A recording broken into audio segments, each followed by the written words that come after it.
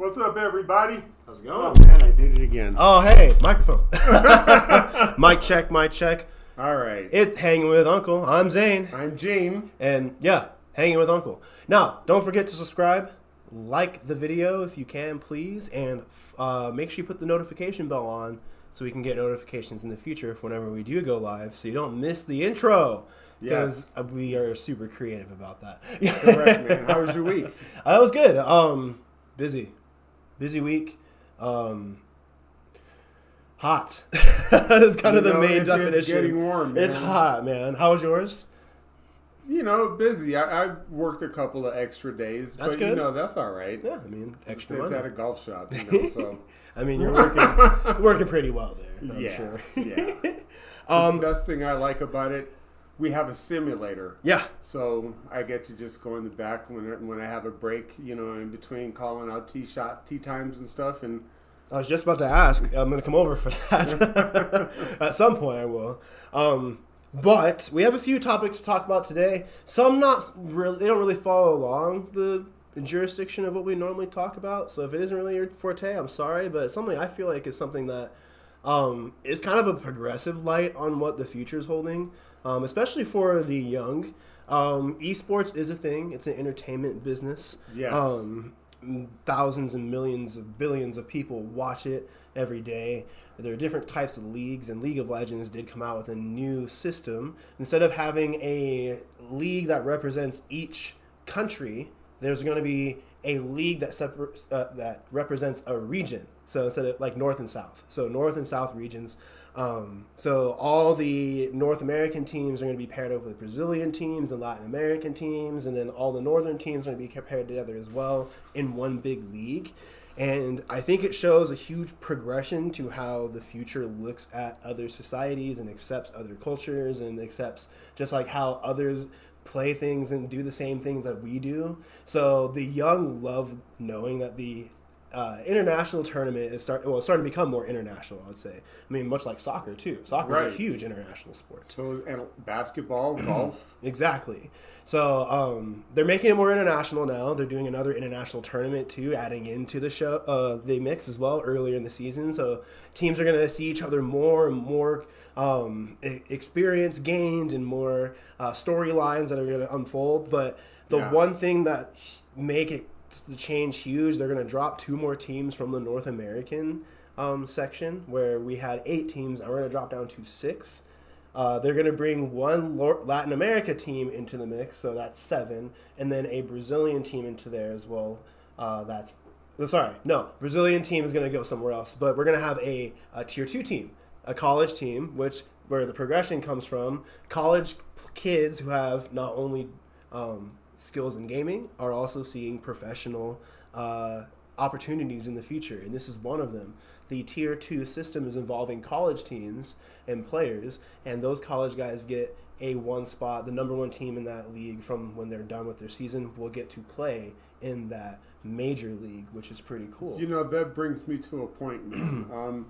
Now, I'm, a few decades older than you. Yes. And, the way I was taught was different from the way you were taught. The way you were taught was more progressive. Mm-hmm. You got to use a calculator where we didn't. We had to use the longhand, write out everything. Mm-hmm. And, there's the differences. And I wonder now, because esports is so global, mm-hmm.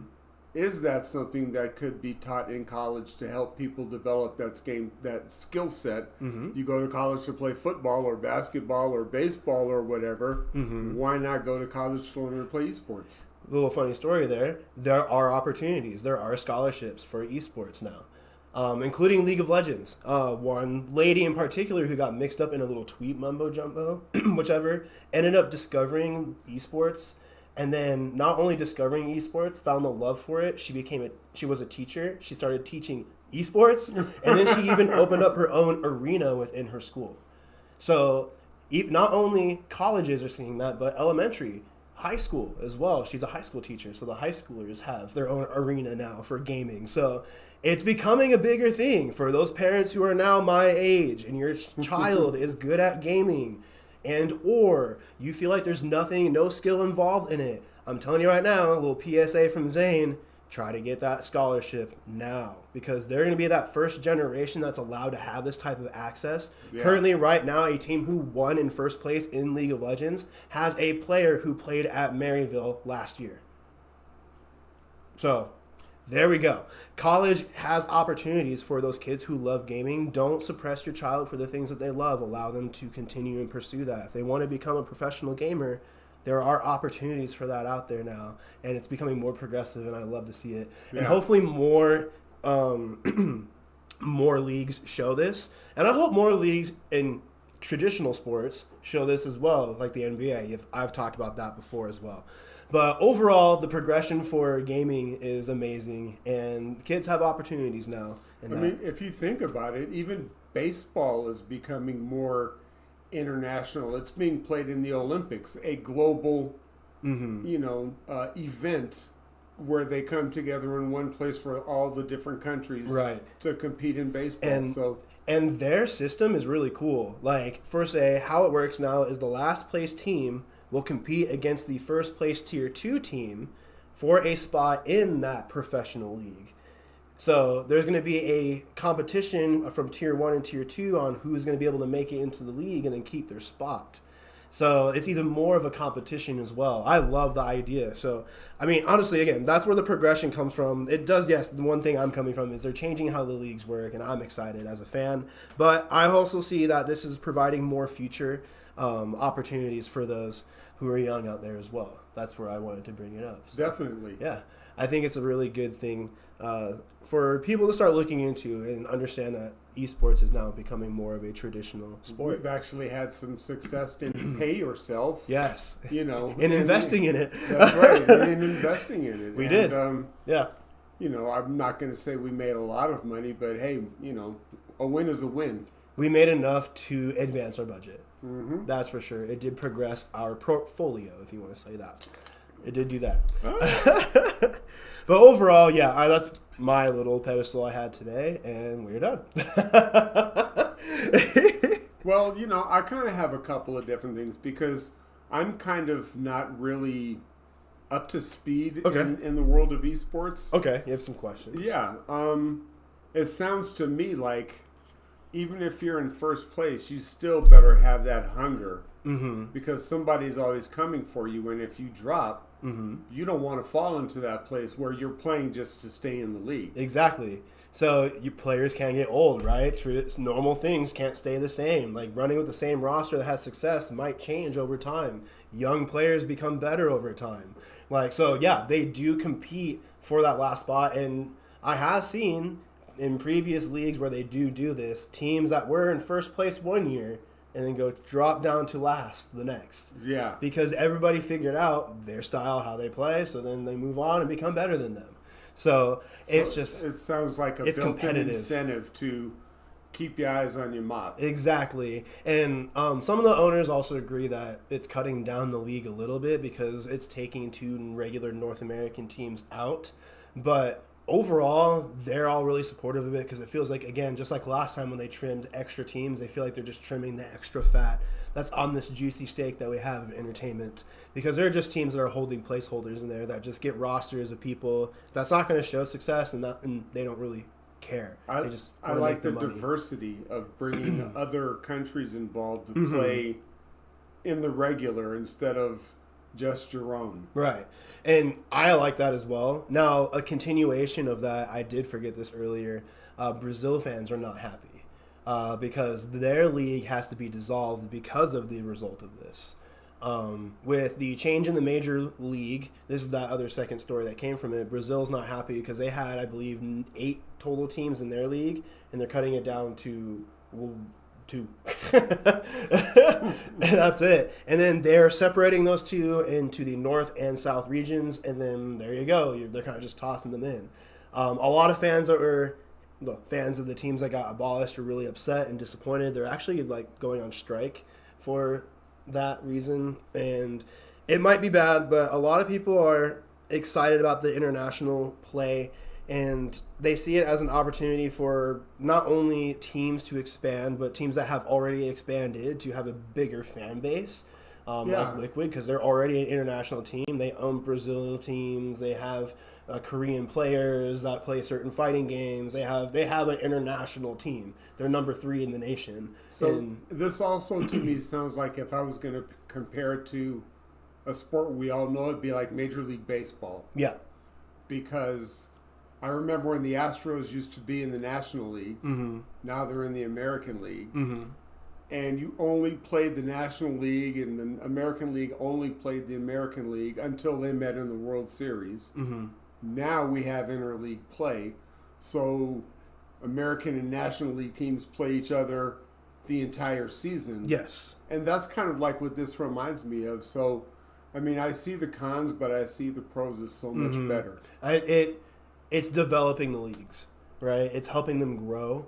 They learn from each other with more competition, the more experience, the more they learn. Mm-hmm. So that's kind of the approach of it, is that with those big teams that are coming from Brazil, Latin America, and joining in the other larger teams that are now competing in this league, it's not going to be a winner of the Americas instead of the LCS champion or the others. So it's bigger, it feels like, too. Like, it makes it more about the sport than the country. Exactly. Yeah, it represents a whole of the sport, and that's where I was going to get to also. Yeah, everybody loves League. It's played everywhere, from Taiwan to Brazil to here to Europe to Canada. It's played internationally, so why not make the major league international? So I'm loving it.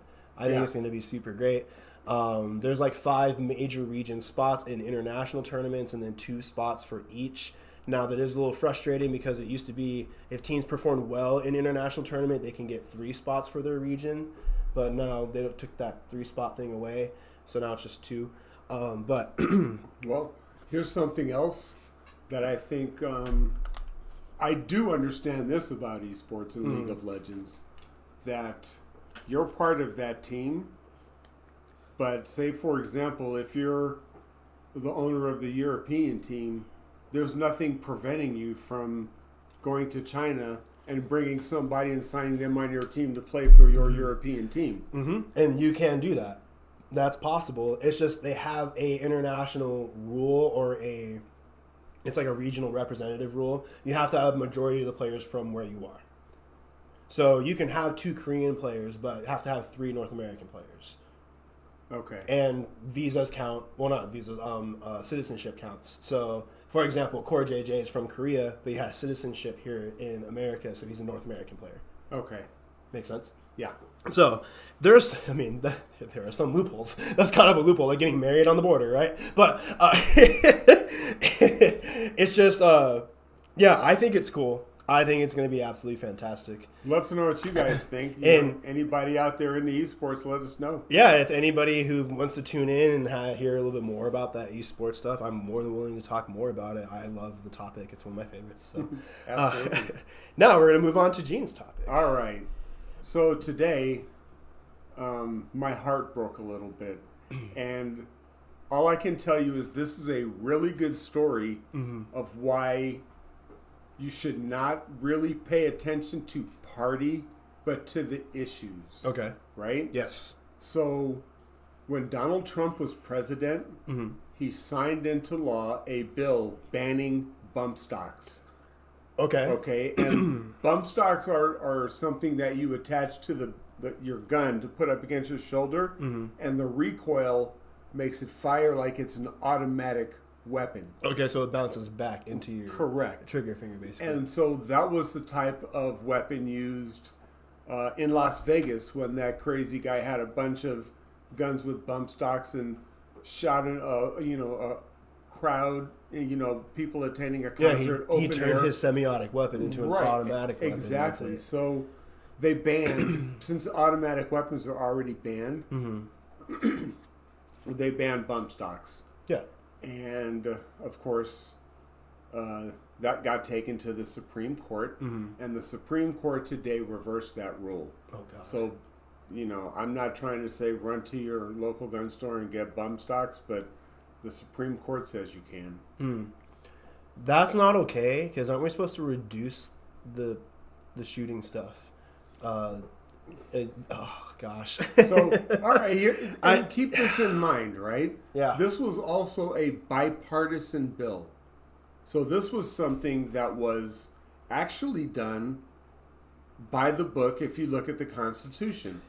Because Congress is supposed to enact laws that enable the health, safety, and welfare of the people of the United States. And the banning of bump stocks was something that we agreed upon. It definitely progressed our health and safety. Like, we're going to say props to Trump for doing that, right? Exactly. So again, vote on the issues. Exactly. Vote on the issues. And I think actually, yes, that ban on bump stocks should have still stayed around because that's absolutely absurd. I can understand how that works now. That a gun that's automatic just bouncing back into your finger and it's just shooting on its own. Right. Or just bouncing into your finger. That's not okay.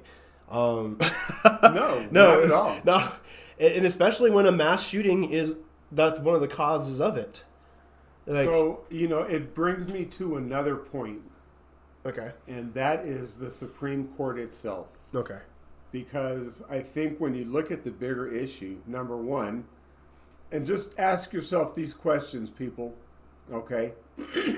This is how you do your homework. Mm-hmm. Who brought the lawsuit? They had to have money. Okay. All right? Mm-hmm. Who brought the lawsuit? Was it Leonard Leo? Or was it one of the Koch brothers? Or was it some other right-wing billionaire? Mm-hmm. And then look at the Supreme Court and see if any of those people had cases before the Supreme Court. Mm. All right? Okay. So now that asks the question, well, let's look at Justice Alito and Justice Thomas, who have been caught red-handed taking these elaborate gifts and trips Not documenting for them. and not documenting them that they received this as a benefit while they're sitting on the court. And by the way, if you do that, you will find similarities with those billionaires that have given gifts to those justices that have had cases before the court. That's called bribery.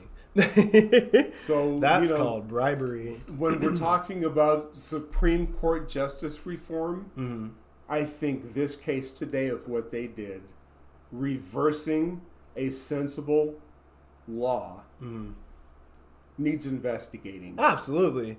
Like, I really think that is a law. It's like, hold on a second. Like, what do you absolutely need a bump stock for? Like, what is besides making the gun shoot faster and more often, what is a bump stock used for? Deer hunting? No. I already know what it's used for. Exactly. Why is it accessible? We've already seen what it's used for. Look at Las Vegas. Exactly. I mean,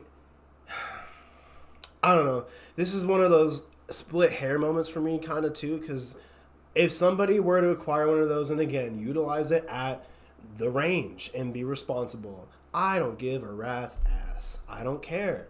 That's the other thing. You're in I a don't safe care. environment intended Exactly. for its use. And I want that to be the culture because I think that would just help us a little bit more, you know? Right. Like more shooting ranges, more availability for those More who training. are able to, classes, you know what I mean? Like, here you go, here's safety equipment if you need some, We already do that with druggies, so why don't we do that with gun items as well? So I totally agree that bump stocks should be banned still. I mean, or what is it called?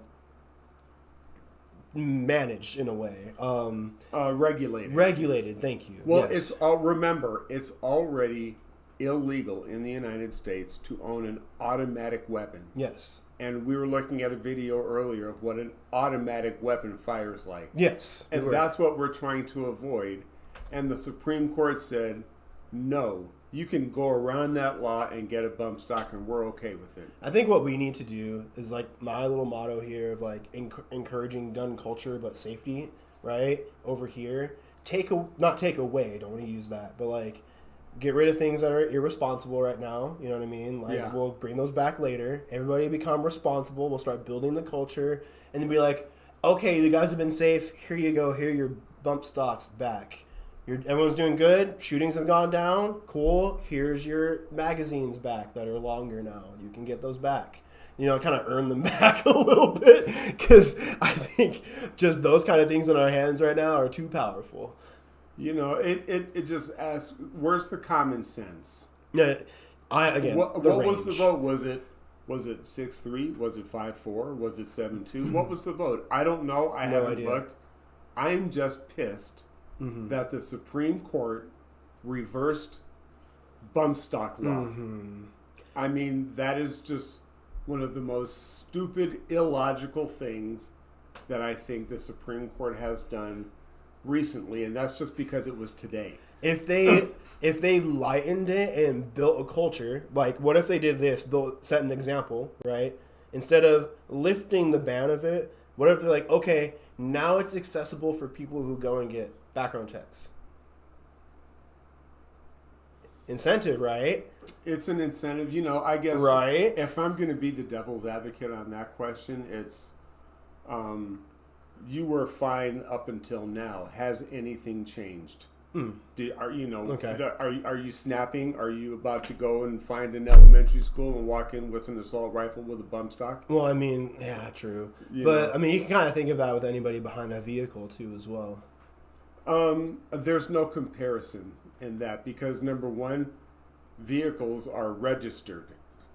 They are controlled, and we know who to hold accountable. But someone could snap and drive through a parade. They could, and it's been done. And I mean, look, Heather Heyer lost her life in Charlottesville. I'm just making a case. I'm saying is that yes, anybody can be irresponsible with anything, but a regulated amount of it does minimize. But there's also laws on the books for vehicular manslaughter and murder. Exactly. So it doesn't. I guess under those circumstances, does it matter? Do you want to be? Well, but you lose your license and obviously go to jail. You go to jail. I mean, if you're in a jurisdiction that has a death penalty.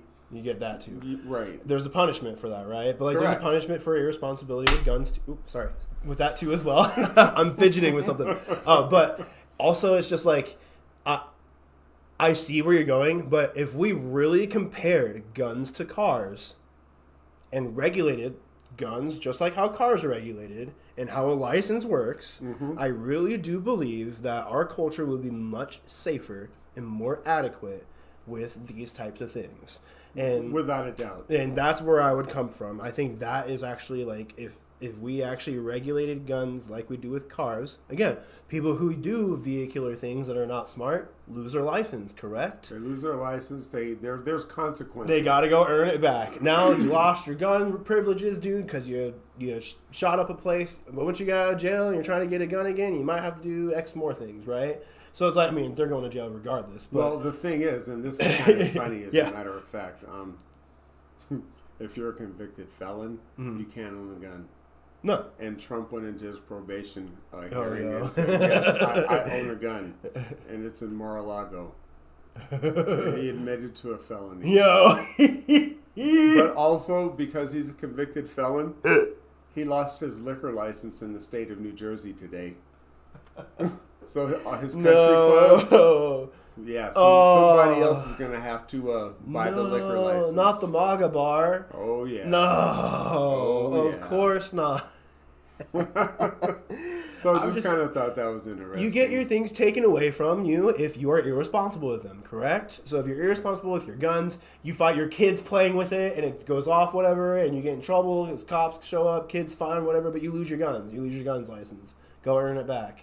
You're irresponsible with your gun. I just think that's just like the best outcome we could have here in our culture, and we're not even going close towards it. Well, see, and my thing with is the lifting of that, we have the Second Amendment. We can all say yes, we support it, but there is no legislation, no federal legislation that deals with any of this. It's like we said before. I mean, we live here in Arizona. I can strap it on my hip right now and walk down the street and be okay. And as soon as I cross the state line into California, I'm committing a misdemeanor. I'm going to go to jail and have my gun taken. Yep. So make the laws uniform. That's all I'm asking. I mean, make them make sense. That's just kind of neat. Right. Just make them make sense. Like, because right now they don't. especially with the lifting of the bump stock. Like I said, if the responsible want that, then they can have it. That's what I was hoping they could do or something like that with that. Again, setting expectation and filter feeding it that way just helps like a community build. And I think just, I don't know, just lifting it in general. Here you go. I just think the real issue is we need to keep an eye on the Supreme Court and pass legislation on their behavior. I agree. And also, we need a stop button. I keep saying that. We need a button where we're like, hold on, you're doing something we don't want you to do. Yeah. As the community. Dumbass of the week. We're go. there. Mine's the liquidation of Alex Jones. It doesn't exist. It's not happening, actually. You know what? I'm going to take the Alex Jones approach and say that doesn't exist. It's not happening. Alex Jones' liquidation, never heard of it. Those are just actors liquidating him and him pretending to get liquidated. It's not real. No way. And then he can live in his own nightmare of us believing that it's not real. Because that's how much of a dumbass he is. If we play his game and play his inception, he can live his own nightmare while we can pretend it's not existing. So he's trying to draw a light to it and like shout and be like, they're doing this, the FBI, Joe Biden, and shit like that. Yeah. But it's really just him not paying what he needs to pay, so he's being liquidated. I mean, he's bottom line. The bottom line, I look at it. He has to pay because he's a dumbass. Exactly. So we're going to defame what's happening to him, how he defamed the families, I guess, by it. It's not existing. Don't worry about it. But it's not defamation if it's true. Oh. And so what he did was defamation, saying this is all a hoax. Yeah, true. Where has a podcast, recorded of himself saying this. So this ain't defamation. I mean, it is what it is. I'm just saying, pretend it doesn't exist. You know what I mean? Let him cry in his own little bubble of his own tears. Anyways, Alex Jones gets Dumbass of the Week for being dumb. Mine is a collective dumbass. So we know Hunter Biden was convicted on his weapons charges this week. Mm-hmm. And the big cry from the right was, oh my God, Joe Biden's going to protect him. We're not going to have accountability. Mm-hmm. And then Hunter gets convicted, and Joe Biden says he's not going to pardon him. Nope. So what's your argument? Because, just because that's how you would do things does not mean that's how President Biden does things. No, he put his sunglasses on and said no. That's it, And so... honestly, if you're really a Christian, if you call yourself a Christian, who does vengeance belong to? Mm-hmm. It doesn't say vengeance shall be mine, said Donald Trump. In the Book of Orange. Right. So, you guys are my dumbasses. This is what accountability looks like. Mm-hmm. Now, would I be upset if he did? No, I wouldn't, because... he was guilty, but let's face it, how many people have done the same thing he does, but their name isn't Biden, so they're not on trial? I don't know if it's a fair point, but I honestly would say I'm glad he didn't, because that I would point the finger and say... that's all I'm saying, is if you're going to do it to one, do it to all. True. And that is not being done. So no, I'm glad he didn't pardon him, honestly. No. In a way. It's weird to say. Honestly, what I could see him doing, let's just say Rumpelstiltskin gets elected in November, right? Mm. So that lame duck period between November and January, I'd pardon him then. Mm. And you can't reverse a pardon. No. And then they'd be upset about that, too. Yeah, you can't do it. Even whoever the next president is cannot reverse a pardon. There we go. Well, we are at the end of the show. If you guys, again, have any questions, comments, or any conversations you want to start up, hit us up in the comments. I'm Zane. I'm Gene. And it's been Hanging with Uncle. Thank you. We'll see you next week. Please be kind and remember to treat each other the way you want to be treated. And also, last PSA, it's been the worst NBA Finals ever.